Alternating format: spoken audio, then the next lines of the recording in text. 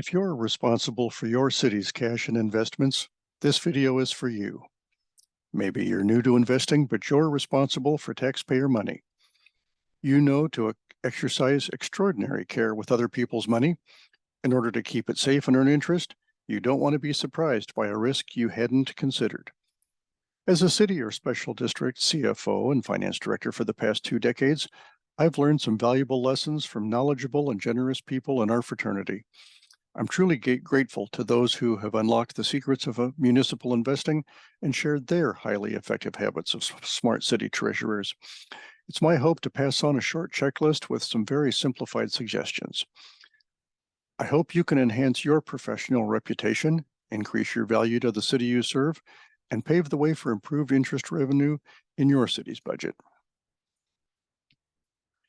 As a city treasurer, finance director, or investment officer, it's your job to protect other people's blind side.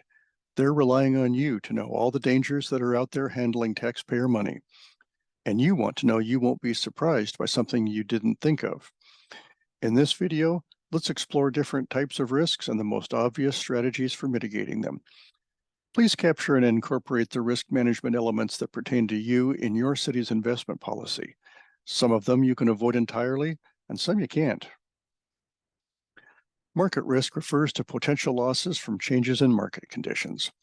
Interest rates, issuer ratings, and bond price fluctuations can change, affecting the market value of your portfolio. How do we mitigate this risk? The most basic thing is to be a buy and hold investor. That gives you a portfolio with the safest market risk. If you know you're holding an investment to maturity and it's not callable, you really don't care about changes in market value. Passive investors following a buy and hold strategy are less exposed to market risk. To avoid issuer rating changes, the safest path is to only purchase treasuries and agencies whose ratings rely on the federal governments. Reinvestment risk refers to subjecting your principal to interest rates you can't know. We don't know the rates we'll be able to buy at in a year. How do we mitigate this risk? Diversify your investment portfolio across various maturity dates. Don't buy a few big investments, buy a lot of little ones, diversifying monthly instead of quarterly, for example. If you have investment maturities spread across many maturity dates, you're not subjecting your portfolio to reinvestment risk at a few particular dates in the future you really can't predict. Call risk refers to the possibility that a bond will be called before maturity. This means that an investment is subject not only to reinvestment risk when it matures, but also at possible dates in the future when the bond is callable. You are going to get your money back when you least want it. We mitigate this risk by buying only non-callable bonds. Callable bonds typically do pay a few more basis points for the call risk, but if you're new, avoid the temptation to pick up a few basis points and instead go for the certainty of non-callables. Interest rate risk is the risk associated with decrease in market value of your portfolio due to rises in interest rates. Duration is a measure of a bond's sensitivity to interest rate changes, but you'll care less if you aren't at risk. How do we mitigate this one? Buy and hold investors mitigate this risk by purchasing holdings intending never to sell them. If an investment's value goes up or down prior to maturity, you don't care because you will get full value at maturity. We can explain unrealized gains or losses that we will never incur in real life. In plain English, liquidity risk means you have to sell an investment unexpectedly to avoid bouncing checks. Mitigating this risk seems obvious, but new investors get carried away and expand their portfolio too fast. First, maintain sufficient cash in your checking accounts for safety. Secondly, keep enough liquidity in your local government investment pool where you have same-day or next-day access. You shouldn't even be investing unless you've done a 3 to 5 year cash trend, so you know what your lowest cash balances are likely to be, and you've left yourself extra. Don't forget big capital spending that can surprise you. Remember, we're mitigating risks here. Err on the side of caution. Don't invest without leaving yourself plenty of liquidity. Credit risk is the possibility an issuer will default, not just on principal, but also maybe on interest payments.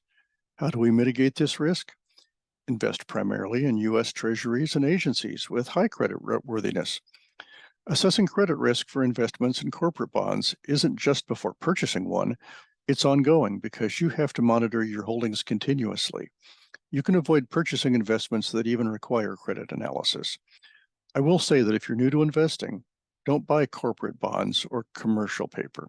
If you have sufficient staff to do credit analysis, you don't need this video. You have to have a predetermined plan for what to do with downgraded securities. The downgrade in creditworthiness of a bond holding has no bearing on the cash flow if the issuer continues to make payments and you know you'll get full value on maturity. Concentration risk simply means overexposure to a particular sector or issuer. If all you own is treasuries and agencies, you won't worry about this one. In September 2008, for example, holding bonds issued by banks turned out to be risky.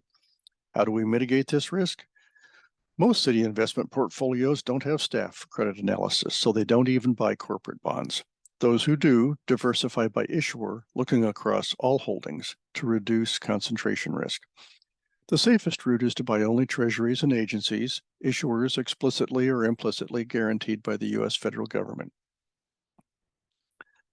Counterparty risk involves the potential financial loss resulting from the default or failure of a counterparty, not the issuer. I don't worry so much about the seller, but instead the broker or custodian. How do we mitigate this risk? Use reputable third-party safekeeping and engage in transactions on a delivery versus payment basis.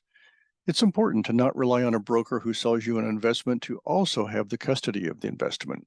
It might not even really be there if you consider some of the fraud schemes of the past. Just use a reliable, reputable custodian.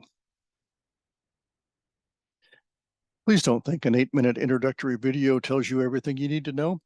Identify which ones matter and learn more. For the majority of viewers of this video, make your cash trend graph and keep extra liquidity, buy treasuries and agencies, diversify by maturity date, and use a reputable third-party safekeeper. Understanding and managing risks is vital for safeguarding your money and making prudent investment decisions. Also, address these risks in your investment policy.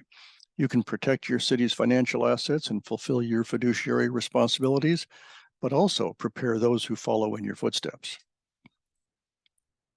I hope this video has given you some ideas to keep your taxpayers' money safe. I'd appreciate your feedback and comments as I consider future content, but I really hope this video reaches others who need it. Take action yourself by reviewing your agency's circumstances and how you evaluate risk.